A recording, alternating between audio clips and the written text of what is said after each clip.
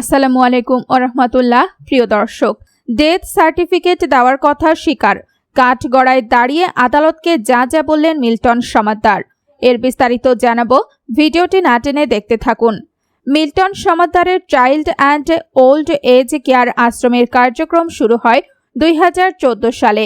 1 বছর পর সমাজ সেবা অধিদপ্তরে লাইসেন্সের জন্য আবেদন করেন তিনি। 2018 সালে আশ্রমের কার্যক্রম পরিচালনার লাইসেন্স পান। আশ্রমটিকে কেন্দ্র করে মোট 2টি লাইসেন্স করা হয়, একটি ফাউন্ডেশনের জন্য আরেকটি সমাজ কল্যাণের জন্য। সমাজ কল্যাণের লাইসেন্সে হতদরিদ্রদের আশ্রয়, সেবা দেওয়া ও চিকিৎসার বিষয়গুলো অন্তর্ভুক্ত। বৃহস্পতিবার 2 মে রিমান্ড ও জামিন শুনানি চলাকালে বিচারকের জেরার মুখে এসব তথ্য জানিয়েছেন মিল্টন সমাদ্দার। এ সময় বিচারক চিকিৎসার জন্য আশ্রমে কি কি ব্যবস্থা আছে জানতে চাইলে তিনি জানান, চিকিৎসার জন্য আলাদা কোনো ব্যবস্থা নেই। আদালতে ফিরিস্তি যোগে মিল্টনের আইনজীবীর দাখিল করা ছবির বিষয়ে বিচারক বলেন, এই মানুষগুলোকে সেখানে নিয়ে গেলেই ভালো হয়ে যায় কিনা। এ সময় তিনি একজন ডাক্তারের নাম বলেন। ওই ডাক্তার আশ্রিতদের প্রাথমিক পর্যবেক্ষণ করেন বলে জানান মিল্টন জানান, এই পর্যন্ত আশ্রমে 135 জন মারা গেছেন। তাদের কবরস্থ করার রসিদও আছে। মৃতদের কবরস্থ করার বিষয়ে একাধিক মন্ত্রণালয় ও প্রশাসনের সাথে যোগাযোগ করলেও কোনো সহযোগিতা পাননি। এ বিষয়ে উচ্চ আদালতের নির্দেশনা থাকলেও প্রশাসনের পক্ষ থেকে কোনো উদ্যোগ গ্রহণ না করায় আশ্রমের নিজস্ব অর্থায়নে মৃতদের কবরস্থ করা হয় বলে জানান তিনি। মিল্টন আদালতকে জানান, বর্তমানে আশ্রমটিতে 256 জন অসহায় মানুষ অবস্থান করছেন। এদের সবাই বেওয়ারিশ। এর মধ্যে 6 জন গর্ভবতী নারীও রয়েছেন। তাদের দেখভাল করার জন্য একজন ডাক্তার রয়েছেন।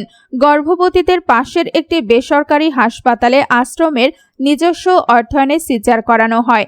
আশ্রমটিতে বেওয়ারিশ ছাড়া অন্য কারো থাকার সুযোগও নেই। ডেথ সার্টিফিকেটের বিষয়ে মিল্টন জানান, যেহেতু তাদের নাম ঠিকানা পাওয়া যায় না, তাই মৃতদের কবরস্থ করার জন্য সার্টিফিকেট ইস্যু করা হয়। এর বাইরে অন্য কোনো উদ্দেশ্য নেই। কোনো সার্টিফিকেটে তার স্বাক্ষর নেই। কর্মকর্তা কর্মচারীরা স্বাক্ষর করে থাকেন। সার্টিফিকেটে কি লেখা থাকে, এই প্রশ্নের জবাবে তিনি জানান, কি কারণে লোকটি মারা গেছে সেটাই লেখা থাকে। মৃত্যুর এই কারণ কিভাবে পান, এমন প্রশ্নের জবাবে তিনি জানান, আমাদের একজন ডাক্তার আছেন। তিনি যখন তাদের দেখে যান তার কি সমস্যা সেটা উল্লেখ করা থাকে। সার্টিফিকেটেও লেখা হয় তার কি কি রোগ ছিল সেটার উপর ভিত্তি করে। ডাক্তার পরিচয়ে কোনোদিন কোনো কাগজে স্বাক্ষর করেননি বলে জানান মিল্টন সমাদ্দার। এ সময় তিনি একটা সুযোগ চান, যাতে চিকিৎসক নিয়োগ দিয়ে আশ্রমটি ভালোভাবে চালাতে পারেন। আয় ব্যয়ের বিষয়ে তিনি জানান, অডিট ফার্ম ও সমাজ কল্যাণ মন্ত্রণালয়ের তত্ত্বাবধানে অডিট করা হয়। 2017 সাল থেকে আয় ব্যয়ের হিসাব সংরক্ষণ করা আছে। মিল্টন সমাদ্দারের বিরুদ্ধে এখন পর্যন্ত 3টি মামলা দায়ের করা হয়েছে। জাল মৃত্যু সনদ তৈরির অভিযোগে তার বিরুদ্ধে প্রথম মামলাটি দায়ের হয়। এরপর তার আশ্রমের টর্চার সেলে মারধর করার অভিযোগে একটি মামলা দায়ের হয়। এছাড়া মানব পাচার আইনেও একটি মামলা দায়ের হয়েছে।